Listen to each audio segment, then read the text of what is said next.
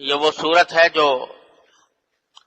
قرآن کریم کی سب سے لفظوں کے اعتبار سے سب سے چھوٹی صورت ہے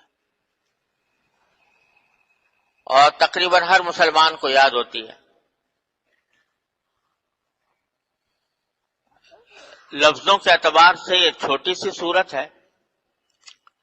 لیکن اس میں نبی کریم سرور دو عالم صلی اللہ علیہ وسلم کی عظمت کا بھی بیان ہے اور ایک بہت بڑے عظیم پیغام بھی، دو بڑے عظیم پیغام بھی اس میں دیے گئے ہیں. یہ سورت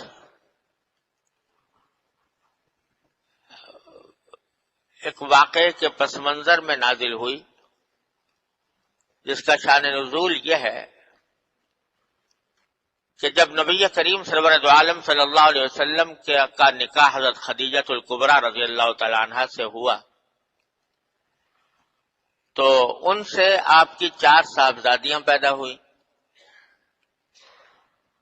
اور ایک صاحبزادے جن کا نام قاسم آپ نے رکھا تھا وہ پیدا ہوئے. لیکن اللہ تعالیٰ کو یہ منظور تھا کہ حضور اقدس سرور دو عالم صلی اللہ علیہ وسلم کی لڑکیاں، آپ کی صاحبزادیاں، وہ تو الحمدللہ زندہ رہیں اور انہوں نے طویل عمر پائی، لیکن صاحبزادے بچپن ہی میں انتقال کر گئے. جب ان کا انتقال ہوا تو مکہ مکرمہ کے کافر لوگوں نے بڑی خوشی منائی اور ان کے بعد سرداروں نے، جن میں سے ایک کا نام عاص بن وائل تھا، اس کے بارے میں روایات میں آتا ہے کہ اس نے کسی محفل میں یہ بات کہی کہ دیکھو حضور اقدس صلی اللہ علیہ وسلم کی کوئی نرینہ اولاد نہیں ہے، جو ہوئی تھی اس کا انتقال ہو گیا، تو آپ کی تو نسل ہی نہیں چلے گی، آپ کی تو نسل ہی نہیں چلے گی، اور کوئی جب بیٹا نہیں ہے تو آپ کے بعد کوئی آپ کی کا نام لینے والا بھی الیاذ باللہ باقی نہیں رہے گا، اور آپ کے بعد آپ کی تحریک اور آپ کا دین معاذ اللہ خود بخود ختم ہو جائے گا. یہ اس نے ایک محفل میں یہ بات کہی. اور چونکہ اہل عرب کے ہاں صورت یہ تھی کہ کسی شخص کے بیٹا ہو تو بڑی خوش نصیبی سمجھتے تھے اور کہتے تھے اس کی نسل اس سے چلے گی، بیٹی ہو تو بیٹی کو برا سمجھتے تھے، عار سمجھتے تھے، اور سمجھتے تھے کہ یہ قرآن کریم میں ہے کہ اگر کسی کے یہاں بیٹی پیدا ہو جاتی تھی تو وہ لوگوں سے منہ چھپاتا پھرتا تھا اور یہ کہتا تھا کہ میں کیا کروں کہ میرے یہاں بیٹی پیدا ہو گئی ہے. اسی واسطے بیٹیوں کو زندہ دفن کر دیا کرتے تھے بعض قبیلے. تو اس واسطے نبی کریم صلی اللہ علیہ وسلم کے چونکہ بیٹیاں تھیں اور بیٹا کوئی نہیں تھا تو انہوں نے اس بات کے اوپر بڑی خوشیاں بھی منائیں، حضور اقدس صلی اللہ علیہ وسلم کی شان میں گستاخیاں بھی کی اور یہ پیشن گوئیاں بھی کی کہ آپ کے بعد آپ کا دین چلنے والا نہیں ہے. اس کے جواب میں یہ صورت نازل ہوئی ہے جو 3 آیتوں پر مشتمل ہے. اور ایک حدیث میں حضرت انس رضی اللہ تعالیٰ عنہ بیان فرماتے ہیں کہ ایک مرتبہ نبی کریم صلی اللہ علیہ وسلم تشریف فرما تھے تو آپ کے اوپر ایک کیفیت طاری ہوئی، وہ کیفیت جو وحی کے نازل ہونے کے وقت طاری ہوا کرتی تھی. جب آپ پر وحی نازل ہوتی تھی تو آپ کے اوپر کچھ ایک غشی کسی کیفیت طاری ہو جایا کرتی تھی. تو وہ کیفیت آپ پر طاری ہوئی اور جب آپ سے وہ کیفیت دور ہوئی تو آپ نے تبسم فرمایا، مسکراتے ہوئے صحابہ کرام کو دیکھا. صحابہ کرام نے پوچھا کہ یا رسول اللہ آپ کس بات پر مسکرا رہے ہیں، کس بات پر خوشی کا اظہار فرما رہے ہیں؟ تو آپ نے فرمایا کہ ابھی ابھی مجھ پر ایک سورت نازل ہوئی ہے، اور پھر خود یہ سورت پڑھ کر سنائی صحابہ کرام کو. انا اعطیناک الکوثر فصل لربک وانحر ان شانئک هو الابتر. فرمایا کہ انا اعطیناک الکوثر، اے نبی صلی اللہ علیہ وسلم یقین جانو کہ ہم نے تمہیں کوثر عطا فرمائی ہے. فصل لربک وانحر، لہذا تم اپنے پروردگار کے لیے نماز پڑھتے رہو اور قربانی کرتے رہو. ان شانئک هو الابتر، یقین جانو کہ تمہارا دشمن ہی ابتر ہے، یعنی وہ ایسا ہے کہ اس کی نسل نہیں چلے گی، اس کا ذکر نہیں چلے گا. وہ جو کہہ رہا ہے کہ حضور اقدس صلی اللہ علیہ وسلم کی نسل نہیں چلے گی، تو حقیقت میں وہ دشمن ایسا ہے کہ اس کی نسل نہیں چلے گی.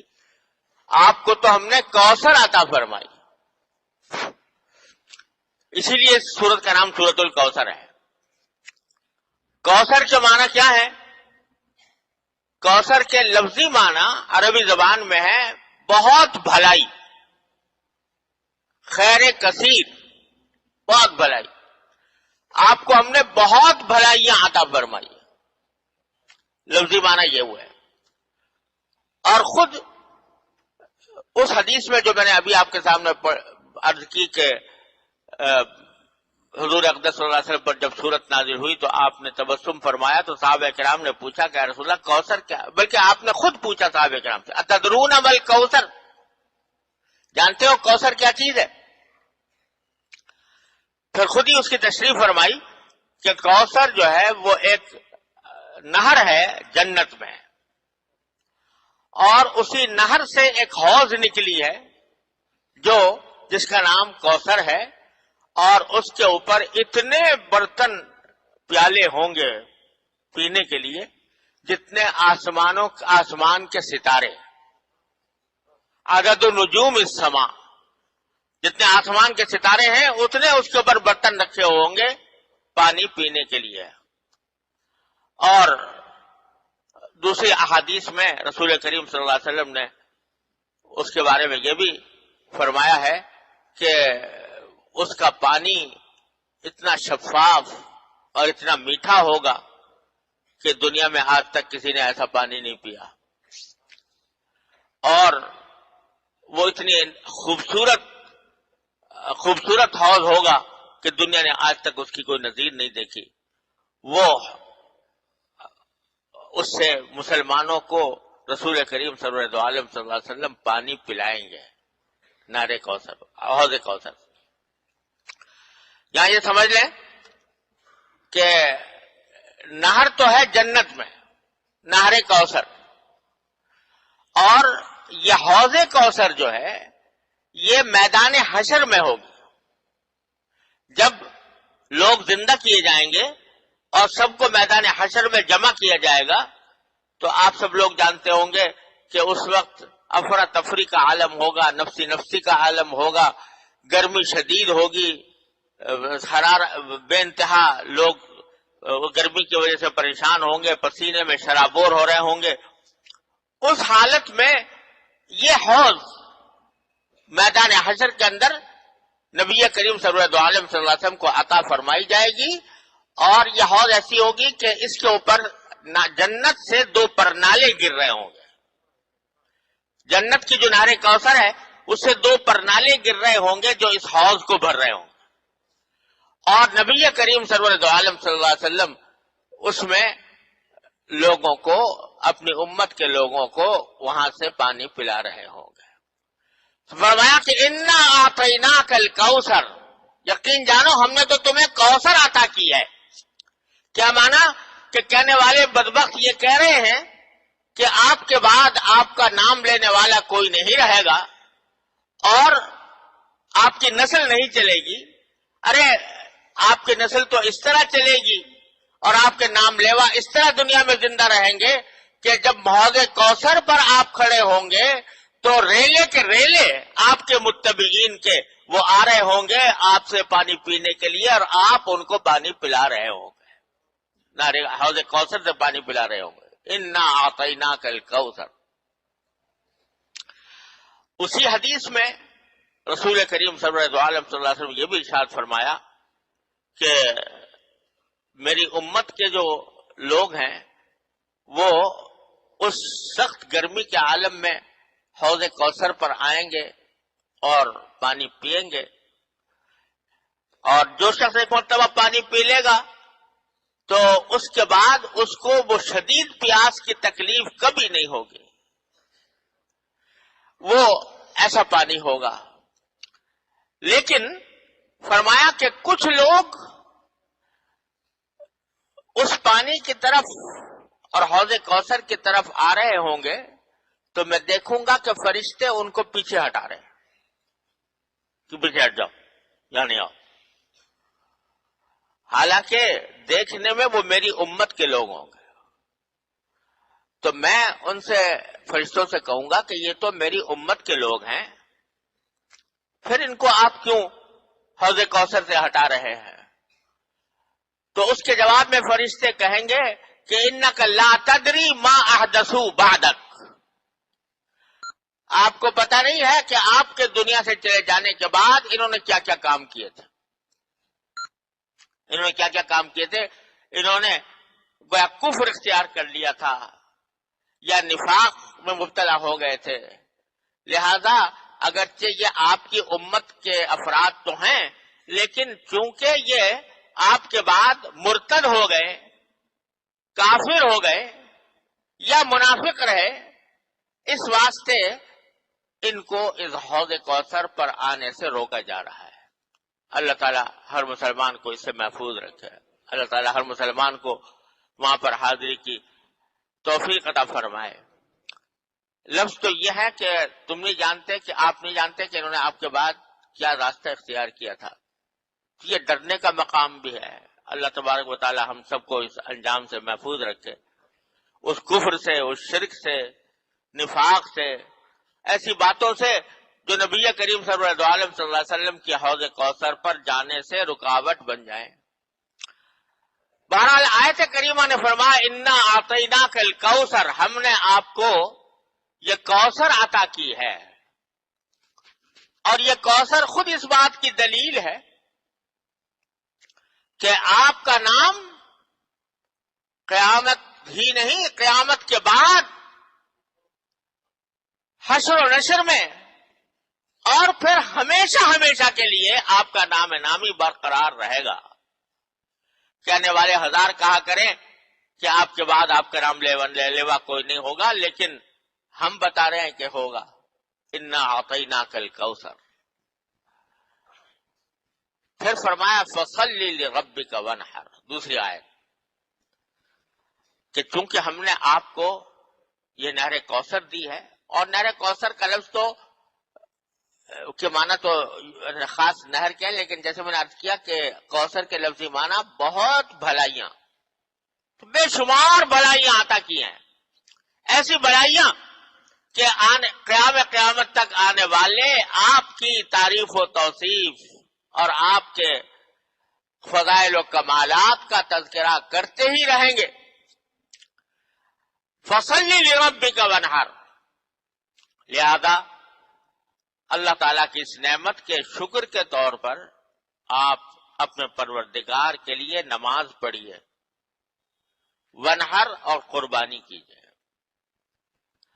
کیونکہ اللہ تبارک و تعالیٰ نے اتنی بڑی نعمت آپ کو عطا فرمائی ہے کہ نہر کوثر بھی دی اور خیر کثیر بھی دی، بے شمار بھلائیاں آپ کو عطا فرمائی، تو اس کے شکریہ کے طور پر اللہ تبارک و تعالیٰ کا شکر ادا کرنے کے لیے آپ نمازیں پڑھیے اپنے پروردگار کے لیے اور قربانی کیجیے۔ مقصد یہ ہے کہ اپنے آپ کو اللہ تعالیٰ کی عبادت میں مصروف کر لیجیے، دشمنوں کے کہنوں کی پرواہ نہ کیجیے۔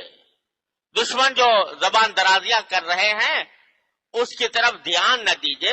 آپ تو اپنے کام میں لگے رہیے، اور وہ ہے اللہ تبارک و تعالیٰ کی عبادت۔ تو اس میں عبادتوں میں سب سے عظیم عبادت ہے نماز، لہذا نماز کا ذکر فرمایا۔ اور قربانی کا ذکر اس لیے فرمایا کہ کافر مشرک لوگ جو تھے وہ قربانیاں بتوں کے نام پر کیا کرتے تھے۔ قربانی تو وہ بھی کرتے تھے لیکن بتوں کے نام پر، یہ ہم بتوں کو خوش کرنے کے لیے لات کو، عزا کو، حبل کو، منات کو، جو انہوں نے اپنے اپنے بت بنا رکھے تھے، طرح طرح کے نام ان کے رکھے ہوئے تھے،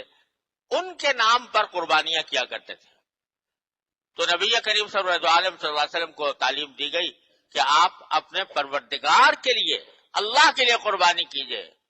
تاکہ ان بت پرستوں کے غلط طریقے کے بجائے صحیح طریقہ آپ دنیا کے سامنے پیش کریں کہ قربانی تو بے شک برحق ہے، لیکن قربانی وہ اللہ کے لیے ہونی چاہیے۔ اسی لیے یہ سنت قرار دیا گیا ہے کہ جب آدمی قربانی کرے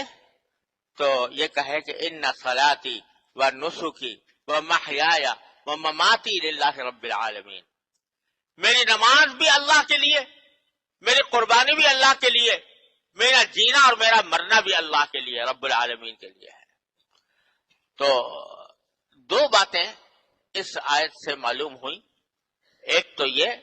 کہ جو بھی عبادت انسان کرے اس میں اللہ کے لیے، وہ اللہ کے لیے کرے، اپنے پروردگار کی کو راضی کرنے کے لیے کرے، اس میں دکھاوا نہ ہو، اس میں نام و نمود نہ ہو، اس میں ریاکاری نہ ہو، اللہ تبارک و تعالیٰ کے لیے خالصتاً اللہ کو راضی کرنے کے لیے کرے۔ تھوڑا سا عمل ہو، چھوٹا سا عمل ہو، لیکن اخلاص کے ساتھ ہو، اللہ تبارک و تعالیٰ کی رضامند جوئی کے لیے ہو، تو چھوٹا سا عمل بھی بڑا کارآمد ہے، اللہ تعالیٰ کے ہاں اس کی بڑی قیمت ہے۔